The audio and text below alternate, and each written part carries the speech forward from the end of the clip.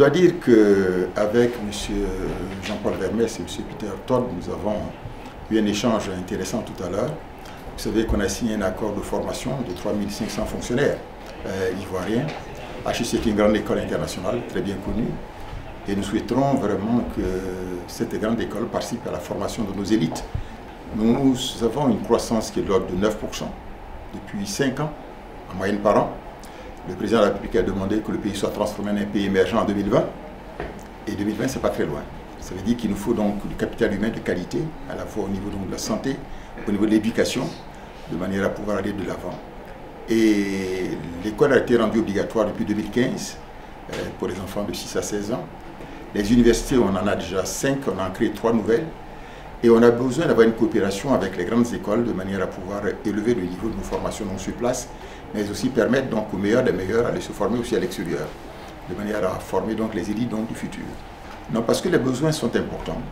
Quand vous avez une économie qui croît à 9% par an, quand vous avez le secteur privé qui joue un rôle essentiel comme moteur de la croissance, vous avez besoin d'avoir des gens qui soient bien formés pour fournir donc aux entreprises, disons que l'élite dont elle a besoin pour pouvoir donc se développer. Les entreprises d'abord, disons que bien sûr internationales, mais aussi les entreprises locales. Donc nous sommes heureux d'être ici, de visiter et donc d'accélérer donc cette coopération qui est de qualité. Ce qui est important, c'est, comme je le disais, l'avenir réel donc de la Côte d'Ivoire dans la sous-région. La Côte d'Ivoire est un pays phare du sud-ouest, disons de l'ouest africain, dans le cadre notamment de ce qu'on appelle l'UEMOA, l'Union économique monétaire ouest-africaine, qui comprend 8 pays et qui ont la même monnaie, le franc CFA, mais aussi un ensemble plus large qui est la CEDEAO, ou ECOWAS en anglais, avec 15 pays et plus de 300 millions d'habitants. On veut faire un bloc de manière à avoir un marché beaucoup plus porteur que les marchés individuels des États. Il faut indiquer que pour le cas de la Côte d'Ivoire, 77,7% de la population a moins de 35 ans. C'est à la fois un poids, mais aussi c'est une perspective extraordinaire.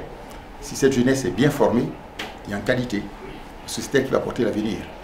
À l'indépendance, le premier président de la Côte d'Ivoire, le président Félix Houphouët-Boigny, avait consacré 40% du budget de la Côte d'Ivoire à la formation et à la santé. Et nous sommes le résultat de cette politique. Le président Alassane Ouattara veut faire la même chose pour la nouvelle, disons que, élite là, qui va conduire le pays dans les décennies à venir. Parce que la vraie richesse d'un pays, en fait, ce sont les ressources humaines.